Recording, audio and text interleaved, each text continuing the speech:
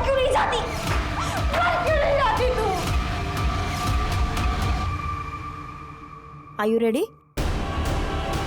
नमस्कार, मैं रेणुका शाह ने क्राइम पेट्रोल सतर्क में आप सबका स्वागत करती हूँ। ना ही खुद को नुकसान पहुँचाना आसान होता है और ना ही खुद की जान लेना आसान होता है। फिर भी लोग खुद को नुकसान पहुँचाते ही हैं और आत्महत्याएं भी करते हैं। ऐसे लोग जो आत्महत्या करते हैं, उनके परिवार वाले, दोस्त और साथी हमेशा ऐसे सवालों से जूझते रहते हैं जिनके जवाब उन्हें कभी मिलते ही नहीं। वो अपनी सारी जिंदगी अपनों को लेकर एक अनिश्चितता के भंवर में फंसे रहते हैं। हर समय एक डर को महसूस करना, किसी अनहोनी के होने की आशंका से भरे रहना उनकी जिंदगी का हिस्सा बन जाता है। आत्महत्या केवल आत्महत्या करने वाले के लिए ही नहीं, बल्कि उससे जुड़े लोगों के लिए भी उतनी ही डरावनी और दर्दनाक होती है। इसके बावजूद इंसान इस रास्ते को अपनाता क्यों है?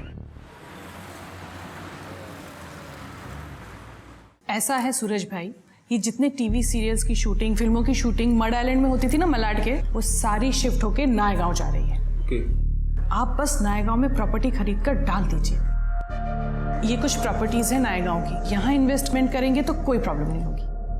आप इशिता रियल एस्टेट पर पूरा भरोसा कर सकते हैं। और इशिता चीट फंड पे भरोसा करना है या नहीं आरती? बोलो। हार्दिक, तुम सूरज भाई को बाहर ले जाकर नायगांव की प्रॉपर्टीज की डिटेल्स दिखा दो। जी। धनिश्री जी, आइए हम बैठकर बात करें। मैं यहाँ बैठने नहीं आई हूँ, मुझे मेरे पैसे वापस चाहिए। 4 महीने हो गए आज करके आप भी तक मेरे पैसे नहीं दिए हैं। धनिश्री जी, आपको बताया ना मैंने, चिटफंड का पैसा फंस गया है। सिर्फ आपका ही नहीं, मेरे भी 20 लाख फंसे हुए हैं। बेवकूफ समझा है मुझे, जो ये पैसे डूबने की कहानी सुना रही हो मुझे। अगर पैसा फंस गया होता ना, तो ये तुम्हारा बिजनेस ऐसे नहीं चलता। आरती, मैं तुम्हारे सामने हाथ जोड़ती हूँ। मेरी बेटी का एडमिशन होने वाला है फैशन डिजाइनिंग में, और मेरे पास पैसे ही नहीं है। मैं बहुत प्रॉब्लम में हूँ, मुझे मेरे पैसे वापस दे दो।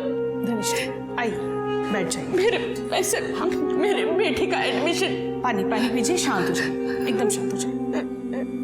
देखिए धनिश्री जी, मैं सच कह रही हूँ, मेरा भरोसा कीजिए। मैं चाहती हूँ कि सिर्फ आपका नहीं, सबका पैसा निकले। बेटी के नाम पे चिटफंड खोला है मैंने, बेटी के नाम पे बेईमानी नहीं करूंगी।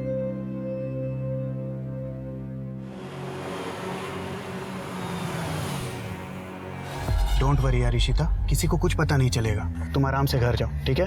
अंकल आंटी भी वेट कर रहे होंगे। हाँ। अरे मम्मी गई क्या? हाँ आ गई। ठीक है, बाय निखिल। बाय जी।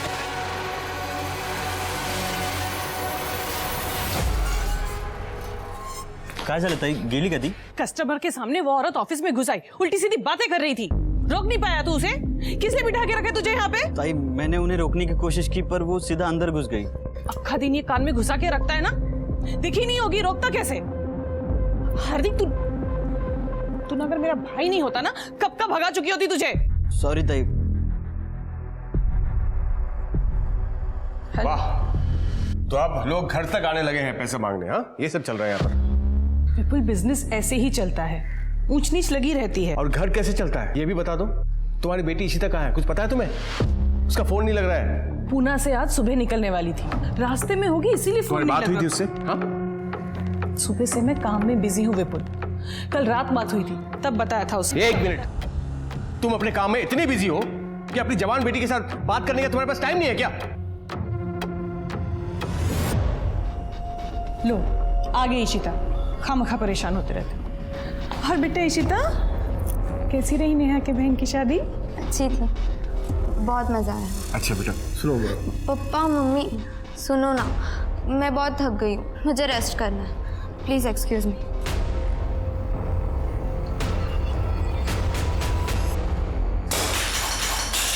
कब से बोले जा रही हो पैसों का अरेंजमेंट हो जाएगा, कब होगा अरेंजमेंट? एडमिशन की लास्ट डेट आ गई है, फीस कब भरूंगी मैं? कैसे भरूंगी मैं फैशन डिजाइनर? एक पलक, ये छोड़ो मुझे तुम्हारी बात। मैं कह रही हूँ, मेरी बात सुनो। आरती ने कहा है वो जल्दी हमारे पैसे लौटा देगी। हाँ, मैं कह रही हूँ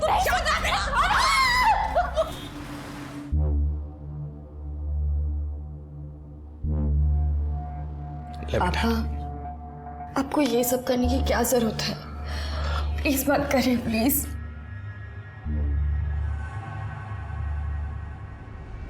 मेरा क्या है बेटा, बस तुम खुश रहो और मुझे क्या चाहिए।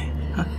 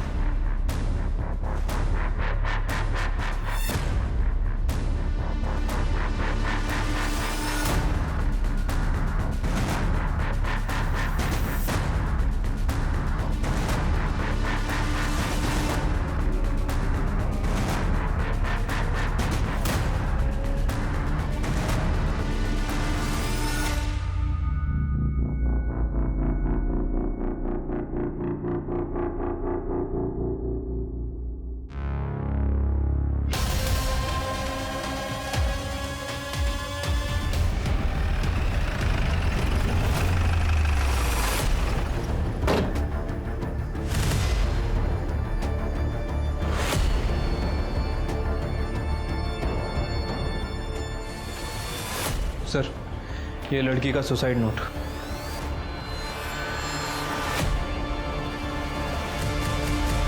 सुसाइड नोट में लिखा है कि मैं अपने पापा पर बोझ नहीं बनना चाहती, इसलिए अपनी मर्जी से सुसाइड कर रही हूँ। पुलिस किसी को परेशान ना करे। क्या प्रॉब्लम थी?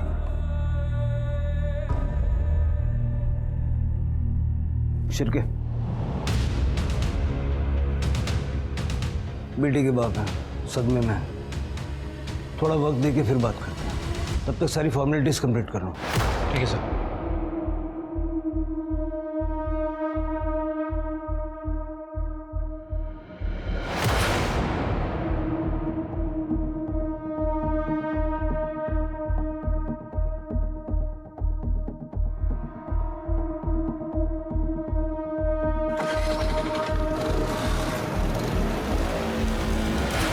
ये ऐसी हालत में कहाँ जा रहे हैं?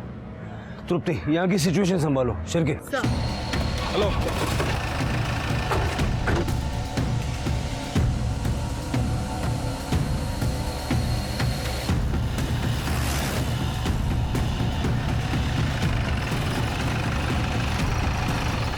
अभी तो यही था, गाड़ी घुमाओ।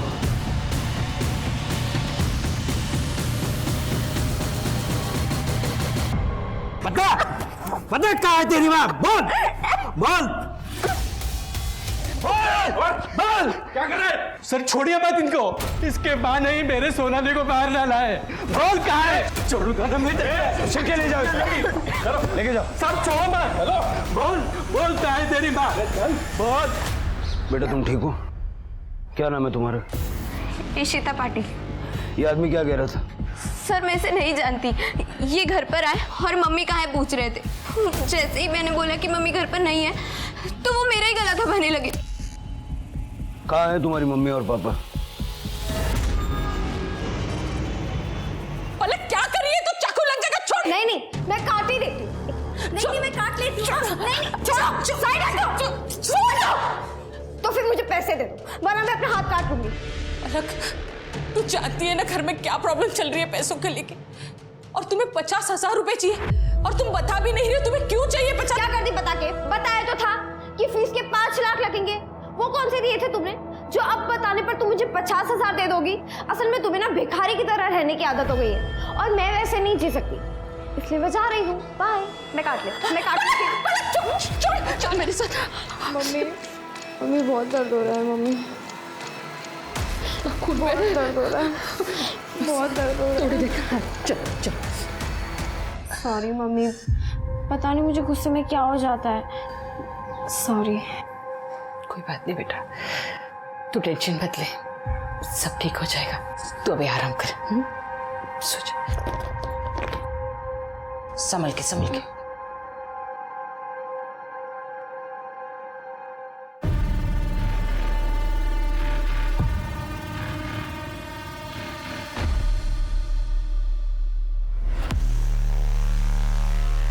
मैं उस लड़की को नहीं बल्कि उसकी माँ आरती को वहाँ मारने गया था सर। उसने मेरी बेटी सोनाली की जान ली है। कैसे? सोनाली की शादी फिक्स की थी मैंने अगले महीने, लेकिन शादी में खर्च करने के लिए 1 रुपया नहीं था मेरे पास। सारा पैसा मैंने उस आरती के चिट फंड में इन्वेस्ट कर दिया था। सोचा सही टाइम पर मैं निकाल लूंगा, लेकिन जब सही टाइम आया तो पैसा नहीं दे रही थी वो। देखिए हरि भाई, आप बिल्कुल चिंता मत कीजिए।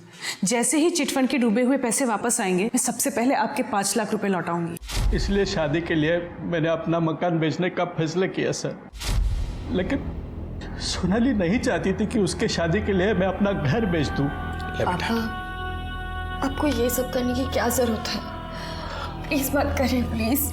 मुझे अपना घर बेचने से रोकने के लिए ही उसने खुदकुशी कर ली सर। हरी जी, आप संभालिए अपने आप। क्या सोनाली के होने वाले इन-लॉज दहेज के लिए आपके ऊपर प्रेशर बना रहे थे? देखिए हरी बाबू, हम दहेज के बहुत खिलाफ हैं। 1 पैसा दहेज का नहीं लेंगे हम आपसे, मगर शादी का आधा खर्चा तो आपको उठाना ही पड़ेगा।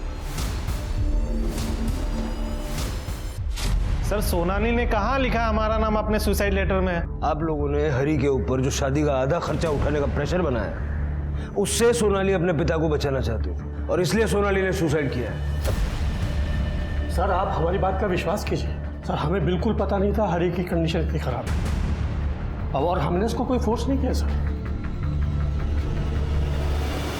सर, एक्चुअली वो लड़की है ना सोनाली, जिसने सुसाइड किया है, वो 3 दिन पहले हमारे घर आई थी। अगर आज तुमने मेरे पापा के पैसे नहीं लौटाए ना, तो मैं पुलिस में रिपोर्ट करूंगी कि तुमने अपने पति से कहकर मेरा रेप करवाया। क्या देखो, तुम दूर हटो। मैं रिपोर्ट कर दूंगी, मैं बोल रही हूँ। हाँ, रिपोर्ट करेगी ना तू? ये सब तमाशा यहाँ नहीं चलेगा। बुलाते पुलिस को। देख, बुलाऊंगी, रिपोर्ट करेगी। चल, मैं देखती हूँ तुझे आज। चल, देखती हूँ मैं। निकल यहाँ से मेरे पास से। निकल यहाँ से। ये क्या तमाशा चल रहा है आरती? उसके पैसे कहाँ हैं उनके? अब आप मत शुरू हो जाइए, मैं हैंडल कर रही हूँ ना। क्या खाक हैंडल कर रही हो तुम?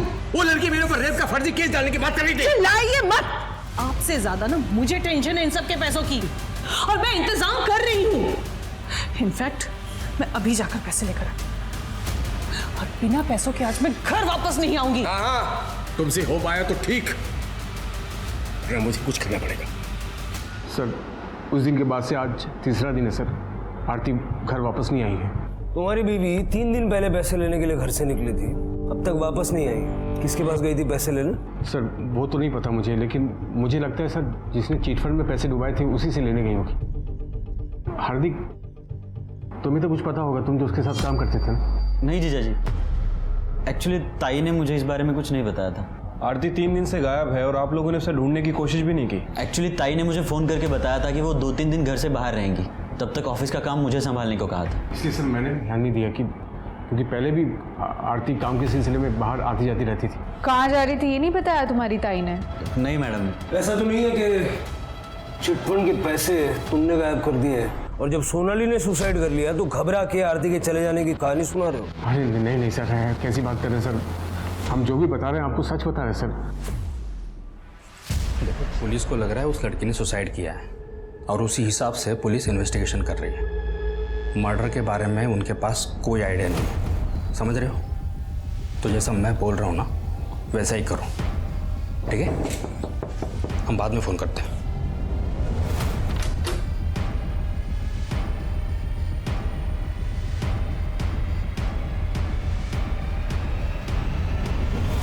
सोनाली ने अपनी जिंदगी एक झटके में खत्म कर ली थी, और उसकी आत्महत्या के केस में आरती आरोपी थी जो गायब थी।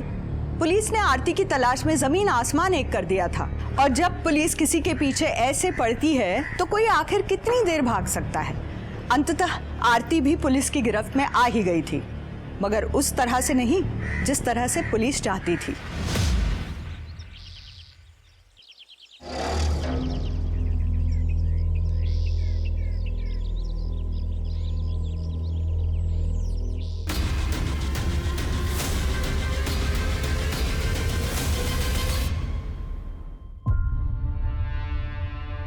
ताई,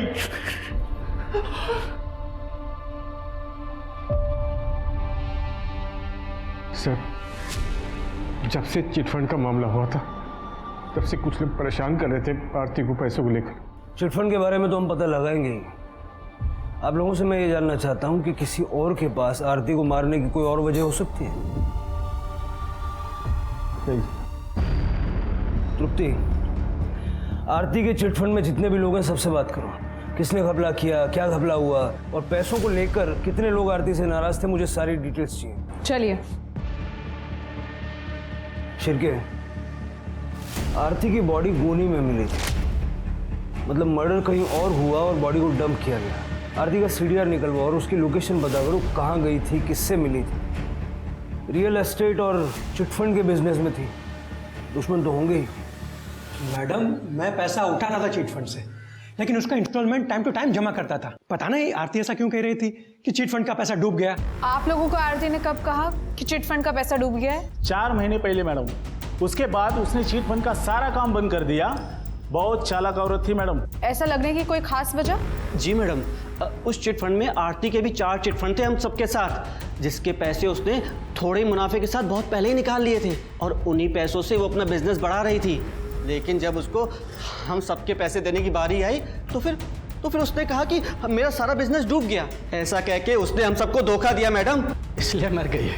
हाय लगी हमारी सबकी। अब जाके मेरी सोनाली के आत्मा को शांति मिलेगी मैडम। कमाल है, 20 में से 13 मेंबर के पैसे निकल जाने के बाद भी ईमानदारी से इंस्टॉलमेंट भर रहे थे। फिर आरती ने ऐसा क्यों कहा कि पैसे डूब गया? सब प्रोबेबली झूठ बोल रही थी, क्योंकि उसने खुद 30 लाख रुपए उठाए थे चिट फंड से, और जब खुद के पैसे निकल गए तो बंद कर दिया होगा चिट फंड। सारे मेंबर से बात हो गई? नहीं सर, एक लेडी है धनश्री, अब तक उससे बात करना बाकी है। उसे पुलिस स्टेशन भी बुलाया था, लेकिन वो आई नहीं। जल्दी से बात करो सर। सर, आरती की पीएम रिपोर्ट आ गई सर। आरती की मौत 22 सितंबर को हुई थी, उसी दिन जिस दिन वो घर से पैसे लेके निकली थी। मतलब सोनाली की सुसाइड करने से पहले ही आरती को मार दिया गया था। मौत कैसे? सर, डॉक्टर को आरती के गले पे शू प्रिंट मिला है, उसकी गर्दन टूट गई थी सर, इसी वजह से उसकी मौत हुई। कोई सेक्सुअल असॉल्ट? नो सर, वैसे मैंने आरती के सीडीआर भी चेक किया है। आरती का फ़ोन बंद होने से पहले बहुत बार ट्रैवल किया सर। 1 बजे के आसपास उसके घर पे था, 1:30 बजे शिवाजी नगर में, और 2 बजे वापस अपने घर पे। आरती घर वापस आई थी? राइट सर, लेकिन 1 घंटे बाद वो दोबारा घर से निकल गई, और उसके बाद तकरीबन 4 बजे के आसपास उसका फ़ोन स्विच ऑफ हो गया, केएम कॉलेज के पीछे वाले जंगल में, जहाँ में उसकी डेड बॉडी मिली थी। शिवाजी नगर में क्या कर रही थी? आरती ने अपने घर से निकलने के बाद अपने भाई हार्दिक से बात की थी। एक्चुअली ताई ने मुझे फ़ोन करके बताया था कि वो 2-3 दिन घर से बाहर रहेंगी, लेकिन उससे पहले उसने राजन खरे को कॉल किया था। ये राजन खरे का ऑफिस है सर शिवाजी नगर में, और इसके पहले भी इन दोनों के बीच काफ़ी कॉल एक्सचेंज हुई है। लेट नाइट बातें क्या करते थे। और फिर? हो सकता है सर। राजन खरे से बात करो, पता लगाओ दोनों के बीच चल क्या रहा था, और आरती के हस्बैंड विपुल और भाई हार्दिक को पुलिस स्टेशन बुलाओ, अलग अलग। ठीक है सर। क्या बताऊं मैडम, मैं उस चिट फंड के बारे में, मेरे तो सारे पैसे ही डूब गए। तो इस बात का आपको गुस्सा भी होगा आरती के ऊपर कि उसकी वजह से आपके पैसे डूब गए? गुस्सा तो बहुत आया था, लेकिन ये कुछ कर नहीं पाई। पलक, तू अंदर जा। नहीं, मैं नहीं जाऊंगी। मुझे भी सुनना है ना आरती के साथ क्या हुआ था, कैसे मरी थी वो हमारे पैसे ऊपर लेके गई थी या खाली हाथ गई? पलक, मैंने कहा ना अंदर जाओ। चलो अरे पर मुझे सुनना है वो कैसे, क्या हुआ, लेकिन मरी कैसे वो? चलो अंदर जाओ। गुस्सा तो आएगा ना मैडम, उस आरती के भरोसे मैंने चिट फंड में पैसे डाले ताकि मुझे अच्छा रिटर्न मिले, पर उसने मेरे सारे पैसे डुबा दिए। मेरी बेटी का एडमिशन होने वाला था फैशन डिजाइनिंग में, सिर्फ पैसों की वजह से नहीं हो पाया। इस चिट फंड में पैसे कैसे डूबे, कुछ आइडिया है आपको? कोई पैसे वैसे नहीं डूबे, वो आरती ना हमारा पैसा खा गई है। ताई तिचं काम खूप ईमानदारीने करायची। चिटफंड में ज़रूर कोई प्रॉब्लम आई होगी, वरना ऐसे झूठ नहीं बोलते कि सब पैसा डूब गया।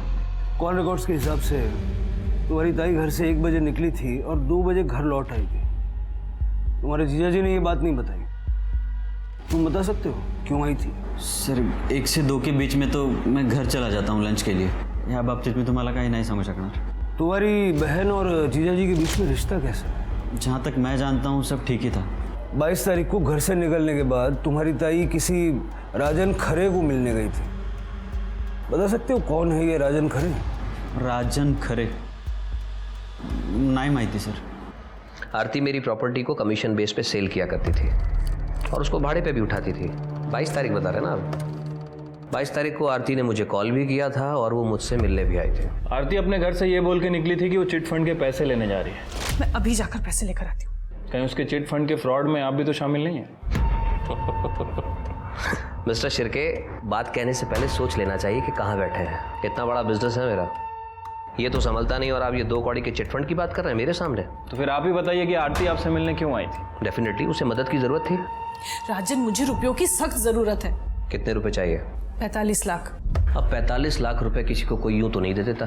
बस मैंने उससे वक्त मांगा था थोड़ा सोचने के लिए। आप बता रहे हैं कि उसका मर्डर हो गया। मुझे एक बात समझ नहीं आ रही है, आरती अपने पति से मदद मांगने की बजाय आपसे मदद मांगती है। आप दोनों एक दूसरे से काफ़ी बात करते थे ना, लेट नाइट्स कॉल भी एक्सचेंज होती थी आपसे। शिर्के जी, आप अपनी बातों को कहीं और ही दिशा में ले जा रहे हैं। आप शायद भूल रहे हैं ये मुंबई है, यहाँ लोग रात भर जागते भी हैं और रात भर बातें भी करते हैं। मेरी और आरती की कॉल्स जितनी भी होती थी वो काम की होती थी। हम लोग प्रोफेशनल हैं। आप ये जो सोच रहे हैं ना, इसको अपने तक ही रखें।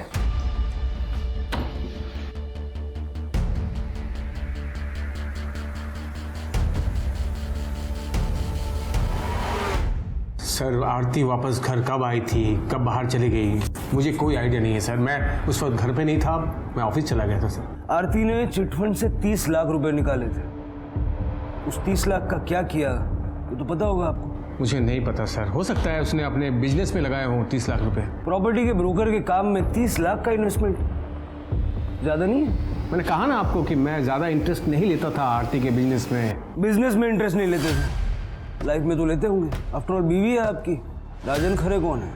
सर, ज़्यादा डिटेल्स में तो नहीं पता, लेकिन आरती ने बताया था मुझे कि कोई बिल्डर है शायद। आरती कमीशन पर काम करती थी उसके साथ। काम ही करती थी ना, या कोई और बात? सर, क्या कहना चाहते हैं आप? कैसी बात कर रहे हैं सर आप? हाँ,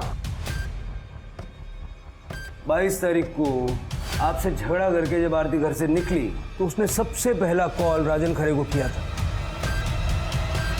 शायद उससे मिलने भी गई थी। सर, आप ये सवाल मुझसे क्यों पूछ रहे हैं सर? आप जाइए ना, पूछिए राजन से। आप किससे क्या पूछना है ये आप हमें मत बताइए। आपसे जितना पूछ रहा हूँ उसका जवाब दीजिए। क्या आपकी बीवी का राजन खरे के साथ अफेयर था? क्या आप ये जानते थे? सर, आप जैसे सोच रहे हैं ना सर, आरती वैसी औरत नहीं थी।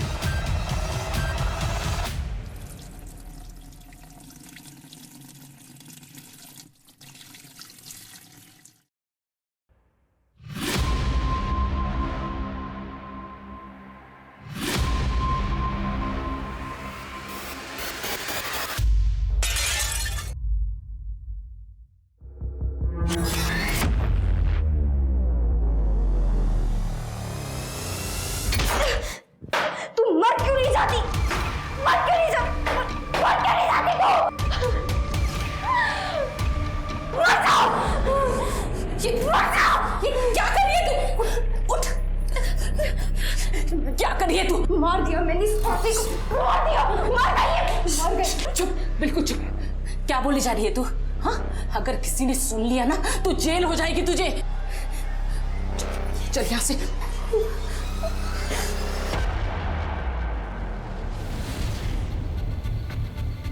मैडम, लड़ाई झगड़े का तो पता नहीं, लेकिन फैमिली के बीच कुछ तो हुआ था। आप डॉक्टर सुकुमार से क्यों नहीं बात करते? यही सोसाइटी में क्लिनिक है उनका और उन्हें सब पता होगा। सर, 18 अगस्त की रात की बात है। विपुल आया था आरती को लेकर मेरे क्लिनिक पर। सर, वो तो कहिए कि टाइम पर वो क्लिनिक आ गई थी तो उसकी जान बच गई, वरना मर जाती थी। इतनी सारी नींद की टैबलेट्स खाई हुई थी उसने। आरती ने सुसाइड अटेम्प्ट किया था। और क्या हो सकता है सर? आदमी कभी भी एक टैबलेट की जगह गलती से 2 टैबलेट खा लेगा, पर 20 टैबलेट तो नहीं खा सकता ना। विपुल राजन और चिटफंड दोनों के बारे में गोलमोल बातें कर रहा है, तो वो आरती के सुसाइड अटेम्प्ट के बारे में बताएगा नहीं। उससे बिना सबूत बात करना बेकार है। शिर्के, विपुल के बारे में जितना पता कर सकते हो पता करो। Right sir. आरती की बेटी इशिता से बात करो, हो सकता है घर के अंदर की कोई बात पता चल जाए। सर, धनश्री से बात हुई तुम्हारी? हाँ सर, मैंने धनश्री से बात की। धनश्री का बाकी के चिटफंड के मेंबर्स की तरह आरती के साथ पैसों को लेकर प्रॉब्लम था, लेकिन सर ये धनश्री की बेटी पलक, ये बहुत अजीब है सर। इसलिए मैंने पलक के नेबर्स से भी बात की। सबका कहना है कि पलक को टेम्पर इशू है, इस हद तक कि धनश्री उसे बाकी लोगों से बात तक करने नहीं देती। और सर, पलक का इस साल फैशन डिज़ाइनिंग में एडमिशन होना था, जो आरती की वजह से नहीं हो पाया, क्योंकि आरती ने धनश्री के फंड्स रिलीज ही नहीं किए थे। पलक का भी फॉलोअप करो और प्रायोरिटी पे इशिता से बात करो, लेकिन विपुल से छुपा के। सर,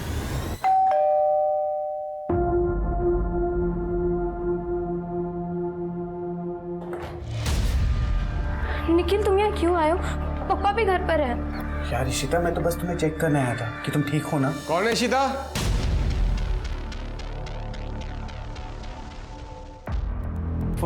हेलो अंकल, कैसे हैं आप?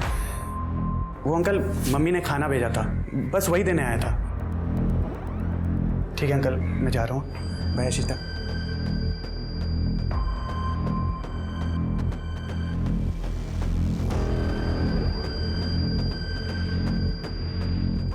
मैं जब तुम्हें कुछ कहता हूँ मेरी बात क्यों नहीं मानती हो तुम?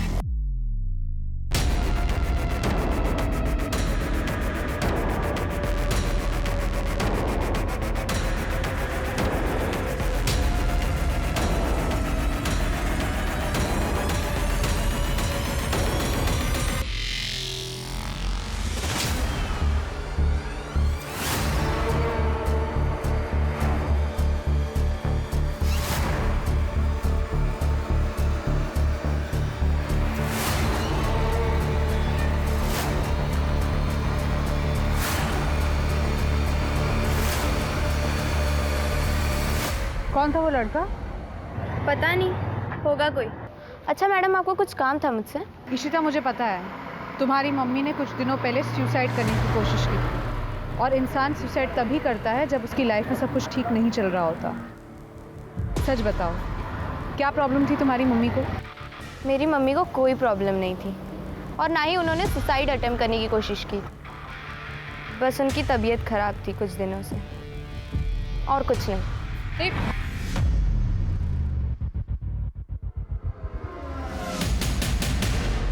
कहानी बहुत इंटरेस्टिंग सुनाई है तुमने, थोड़ी अजीब है। सर आपको इंटरेस्टिंग लग रही होगी, लेकिन मैं तो परेशान हो चुका हूँ सर। ये लड़की मेरे पीछे पड़ी है, कल तक बोल रही थी कि मर्डर कर दो मर्डर कर दो। क्या है? एक मर्डर करना है, और ये है उसकी फीस। अबे दिमाग से पैदल है क्या तू? चल निकल चल।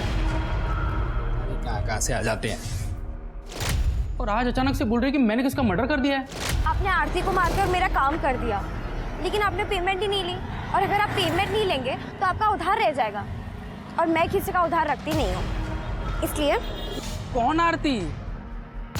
अरे आपने मारा तो था उसे, वो। चलो ठीक है, तुम मेरे साथ चलो, मैं तुम्हें एक जगह पे लेके जाता हूँ, वहाँ जाके हिसाब करते हैं, है ना?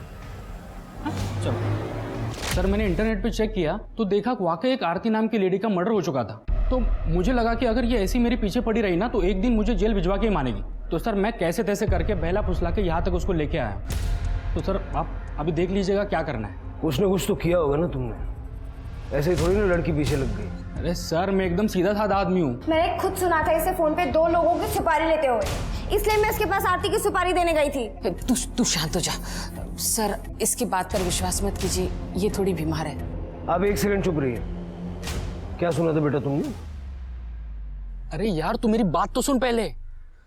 देख, एक मर्डर का कम से कम 50,000 होगा, 2 का हुआ 1 लाख, और इसमें कोई कॉम्प्रोमाइज नहीं होगा, इतना तो देना ही पड़ेगा किसी भी हाल में।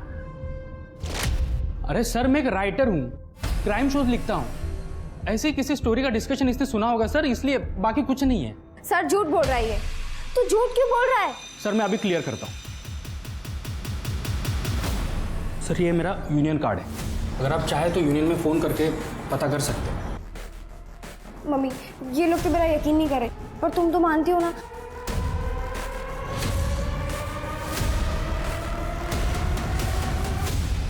धनश्री जी देखिए, बुरा मत मानिएगा, लेकिन आपकी बेटी को इस वक्त फैशन डिजाइनिंग से ज़्यादा इलाज की ज़रूरत है। मेरे से जितना बन सकता था मैंने पलक के लिए कर दिया इलाज, पर अब मेरे पास पैसे नहीं है उसके इलाज के लिए। आप सिटी हॉस्पिटल में लेके जाइए पलक को, मैं वहाँ फ़ोन कर देता हूँ, इलाज भी अच्छा होगा और जो भी बिल होगा उसमें आपको राहत भी मिलेगी। ये मेरी तरफ से कुछ पैसे रख लीजिए। नहीं सर, ये मुझे नहीं चाहिए। ले लीजिए प्लीज़, ले लीजिए। और पैसों की ज़रूरत पड़े तो मांगने में संकोच मत कीजिएगा। धन्यवाद सर।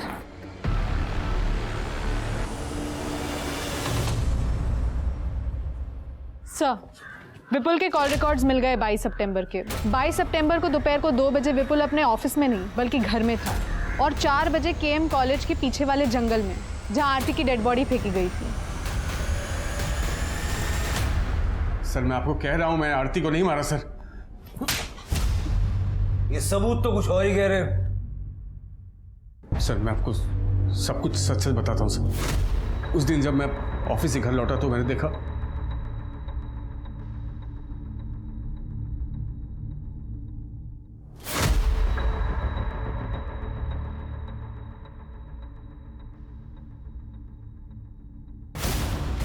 आरती, आरती, आरती,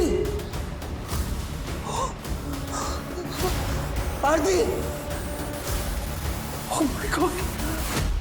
मेरा मतलब है कि तेरी बीवी को तेरे ही घर में किसी और ने मार दिया, और तुझे जब बॉडी मिली तो तू बिना किसी को बताए उसे डंप करके आ गया। बेवकूफ समझ के रखा है पुलिस को। ऐसी घटिया कहानियों पे विश्वास कर लेंगे। मैं आपको सच बोल रहा हूँ सर, मुझे आरती की डेड बॉडी ही मिली थी, मैंने इसका मर्डर नहीं किया सर। जब मर्डर नहीं किया तो बॉडी डंप करने क्यों गया? जब मर्डर नहीं किया तो बॉडी डंप करने क्यों गया? मजबूरी थी मेरे सामने सर। ऐसी क्या मजबूरी थी? क्या मजबूरी थी जो तूने पुलिस तक को इन्फॉर्म नहीं किया? पापा, मुझे कुछ नहीं पता ये कैसे हुआ। मैं तो अपने रूम में सो रही थी। पापा मैं सच कह रही हूँ। मम्मी बेबी तो मर ही चुकी थी सर। अगर आप लोग को इन्फॉर्म करता तो आप लोग इशिता को जेल भिजवा देते। वो मैं कैसे होने देता सर? बाबू उसका मेरी बेटी है वो। तुम्हें लगता है कि इशिता ने आरती को मारा है? आरती, अगर तुमने सुसाइड करने की कोशिश नहीं की है तो इतनी सारी नींद की गोलियां तुम्हारे अंदर अपने आप चली गई। इशिता, इशिता, उसने मुझे रात में दूध पिलाया था। क्या? इशिता क्यों मारा अपनी मम्मी को? क्योंकि मम्मी को पता चल गया था कि मैं पुणे क्या करने गई थी। Are you ready? मम्मी ने मुझे और निखिल को बात करते हुए सुन लिया था। मैं तुम्हारे लिए कुछ दवाइयाँ लाया हूँ। निखिल, अगर तुम नहीं होते ना तो मैं अकेले ये प्रेगनेंसी टर्मिनेट नहीं करवा पाती, और मम्मी पापा को पता चलता तो वो मुझे जान से ही मार डालते।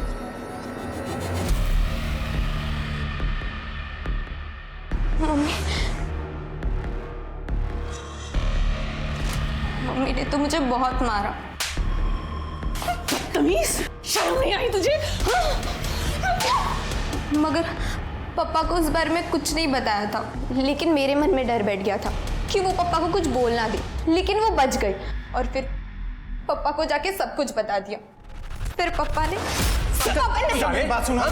अंकल आंटी बोलता है हमारे घर में आता जाता है। मेरी हमारी नाबालिग बच्ची के साथ ये किया तूने? चला जेल भिजवाऊंगा तुझे मैं। निखिल को छोड़। निखिल की कोई गलती नहीं थी, वो बच्चा इसका नहीं था। इसने तो सिर्फ मेरी मदद की थी अबॉर्शन करवाने में। क्या बकवास कर रही है?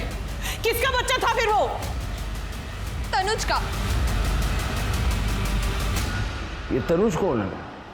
मेरा बॉयफ्रेंड है, कॉलेज में साथ में ही पढ़ता है। जब तनुज को मेरे प्रेगनेंसी के बारे में पता चला तो वो बहुत घबरा गया था।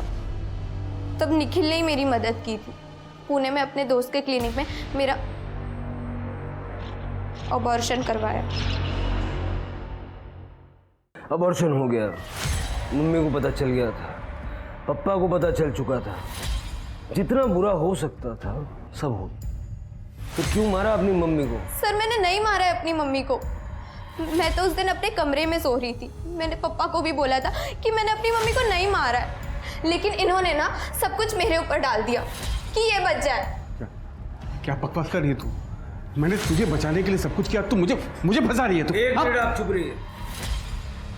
क्यों मारेंगे पापा मम्मी को? तुझे राजन से आशिकी करने से फुर्सत मिले तब तो अपने घर में देखेगी ना कि तेरी बेटी क्या कर रही है, क्या कर रही है। तो राजन और आरती के अफेयर के बारे में तुम्हें पता था, फिर हमसे झूठ क्यों बोला? तो और क्या बोलता सर मैं आपको कि मेरी बीबी का अफेयर चल रहा किसी के साथ?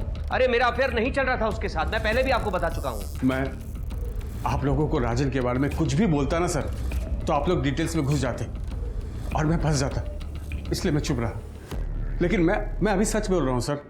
मैंने आरती को नहीं मारा सर। मैं जब घर पहुंचा तो आरती मर चुकी थी सर। तो ऐसा कौन है जो तुम्हारे घर में घुस के आरती को मार देगा? घर में नहीं सर, घर में नहीं, ऑफिस में सर। ऑफिस, क्योंकि ऑफिस में तो कोई भी आता जाता है सर, बाहर के दरवाजे से। हो सकता है राजन ने मार दिया आरती को। अरे तो मैं क्यों मारूंगा आरती को? पैसों के लिए। आरती ने राजन को पैसे दिए थे सर। चिटफंड के 30 लाख रुपए, कुछ सेविंग्स और गहने बेचकर टोटल 45 लाख दिए थे मैंने राजन को प्रॉपर्टी में इन्वेस्ट करने के लिए, और अब वो वापस नहीं कर रहा है और चिटफंड के मेंबर्स मेरे पीछे पड़े हुए हैं। फ्रैंकली स्पीकिंग आरती, मुझे कोई फर्क नहीं पड़ता। तुम्हारा आशिक है वो, रुपए पैसे तुमने दिए उसे। अब जब उसने लात मार दिए तुम्हें तो मेरे पास रोने के लिए आई है। क्यों? विपुल, तुम मेरी बात मानते क्यों नहीं हो? राजन के साथ मेरा कोई रिलेशन नहीं है, जो भी है बस प्रोफेशनल है। देखो, तुम्हें जो करना है करो, लेकिन अपने मैटर में मुझे इन्वॉल्व मत करो प्लीज। विपुल सर, आरती का कहना था कि उसने राजन को 45 लाख रुपए दिए थे सर। अरे झूठ बोल रहा है वो। मैं एक बिजनेसमैन हूँ, बिना पेपर वर्क के ना 1 रुपया किसी को देता हूँ, ना 1 रुपया किसी से लेता हूँ। और 45 लाख रुपए की रकम क्या लगता है आपको ऐसे किसी से ले लूंगा मैं? सर, आप खुद ही सोचिए सर, अगर राजन का इस मामले से कुछ लेना देना नहीं है तो आरती घर से निकलकर उसके पास क्यों पहुंची सर? मिस्टर शिर्के, बिना किसी सबूत के एलिगेशन लगा रहे हैं आप मुझ पे। अंदाजा भी है कौन हूं मैं, आप किससे बात कर रहे हैं? हो सकता है पछताना पड़े आपको। सर, मुझे लगता है कि राजन ने ही आरती को मरवाया है ताकि उसे वो पैसे वापस ना करने पड़े। पुलिस के पास राजन के रूप में एक सस्पेक्ट तो था, मगर वो एक बड़ा बिल्डर था जिसका अपना रुतबा था, और ऐसे रुतबे वाले आदमी के ऊपर पुलिस बिना किसी ठोस सबूत के हाथ नहीं डाल सकती थी। मुश्किलें तो थी, लेकिन पुलिस पीछे हटने वाली नहीं थी। राजन का जो रुतबा अभी तक पुलिस के रास्ते की अड़चन बना हुआ था, पुलिस ने उस रुतबे को ही अपनी सीढ़ी बनाकर राजन तक पहुंचने का प्लान बनाया।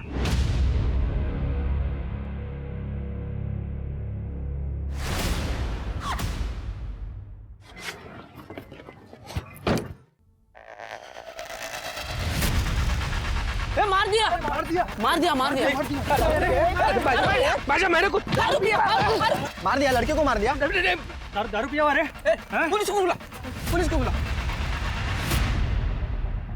ड्रंक ड्राइविंग कर रहे थे आप? हाँ, वो कल रात पार्टी में लिया था, वही आया होगा रिपोर्ट में। जो भी है, आपके ब्लड में अल्कोहल मिला है, सीसीटीवी में एक्सीडेंट रिकॉर्डेड है। केस तो बनेगा आपके खिलाफ, तगड़ा बनेगा। कम से कम 5 साल की सजा होगी। 5 साल? रुकिए, अपने लॉयर से बात करता हूँ। बैठ नीचे। क्या बदतमीजी है ये? क्या मैं अपने लॉयर से भी बात नहीं कर सकता? अपने लॉयर से अब कोर्ट में बात करना। क्या कह रहे थे ये?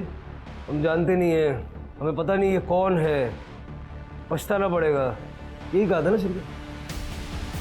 अरे सर, आप कहाँ ये पुरानी बातें दिल पर लेके बैठ गए? क्या सोचा तुमने? मेरे जूनियर को बोल दोगे, मैं सुन लूंगा। शिर्के, चार्जशीट बनाओ और डालो इसको अंदर। सर सॉरी सर, सॉरी बोल रहा हूँ मैं आपको, बड़ी वाली सॉरी बोल रहा हूँ। सॉरी, प्लीज सर, प्लीज मुझे इस परेशानी से बचा लीजिए।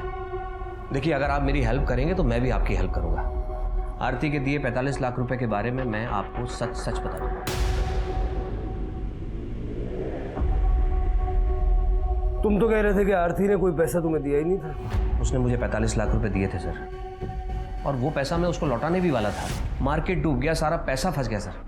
और दूसरी तरफ आरती डेस्परेट हो रही थी, और उस रात भी वो मुझसे पैसे ही मांगने आई थी। राजन, लोग मेरे पीछे पड़े हुए हैं रुपयों के लिए, और पिछले 3 महीने में एक पैसा नहीं लौटाया तुमने। तो मैं क्या करूं? मार्केट डाउन चल रहा है, जब मार्केट उठेगा तो मैं तुम्हारे सारे पैसे लौटा दूंगा। तुम चाहो तो मैं तुम्हें बढ़ाकर दे दूंगा। बढ़ाकर नहीं चाहिए मुझे, जो मेरे रुपए हैं मुझे वो लौटा दो बस। अरे तो कहां से लाऊं 45 लाख रुपए तुरंत? सॉरी, देखो आरती, 5-10 लाख रुपए की अगर तुम्हें जरूरत है तो मैं इंतजाम कर सकता हूं, अगर तुम्हें चाहिए तो। लेकिन उसके लिए तुम्हें थोड़ा रुकना होगा। ठीक है, लेकिन आज मुझे कम से कम 10 लाख रुपए चाहिए। और पैसों का इंतजाम करते करते किलर्स का इंतजाम कर दिया ताकि 1 रुपया देना ना पड़े। अरे पाटिल सर, मैंने उसे 10 लाख रुपए दिए थे। आप चाहें तो मेरे मैनेजर से पूछ लीजिए। जब तुमने आरती का मर्डर नहीं किया तो ये पैसे वाली बात हमें पहले क्यों नहीं बता दी? लालच में आ गया था सर, मुझे लगा मैं किसी को नहीं बताऊंगा तो वो 35 लाख रुपए मेरे हो जाएंगे। फिर वो 10 लाख रुपए कहाँ गए जो तुमने आरती को दिए थे? उसके घर में तो हमें कुछ भी नहीं मिला। सर उनसे पूछिए ना, आरती ने जिसे फोन करके बुलाया था उन्हें पता होगा। किसको बुलाया? मुझे नहीं पता सर, आरती ने आखिरी कॉल किसे की थी? शिर्के, उठाओ उसे। करने शिंदे मैडम ला हाथ पटवा। सर अब तो मैंने आपको सब सच सच बता दिया है, प्लीज मुझे इस केस से बाहर निकालिए। सर आपने बुलाया था? सर ये तो वही औरत है जिसका एक्सीडेंट हुआ था मेरी कार से। सर ये तो जिंदा है। केस सॉल्व राजन जी, आप जा सकते।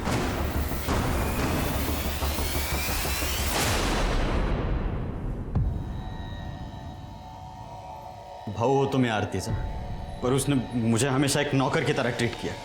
इसलिए उस दिन जब ताई का कॉल आया। फोन क्यों नहीं उठा रहा था?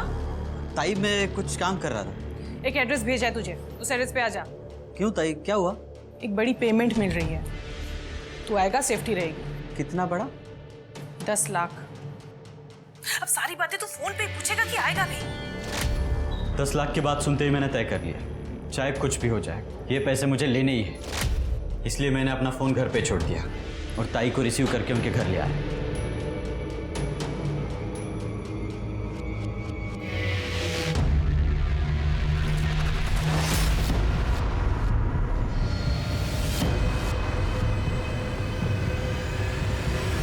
पैसों की लालच में इतना अंधा हो गया, सगी बहन को मार डाला। बहुत पुरानी कहावत है कि जिस डाल पर बैठो कभी उस डाल को नहीं काटना चाहिए। आरती का मर्डर केस इस कहावत को चरितार्थ करता था। लोगों ने आरती के ऊपर भरोसा करके अपने जीवन भर की कमाई उसके चिट फंड में निवेश की थी, मगर आरती ने अपनी महत्वाकांक्षा के चलते उन लोगों की कमाई उन्हें बिना बताए कहीं और इन्वेस्ट कर दी थी, जिसकी वजह से सोनाली ने तो अपनी जान तक दे दी थी।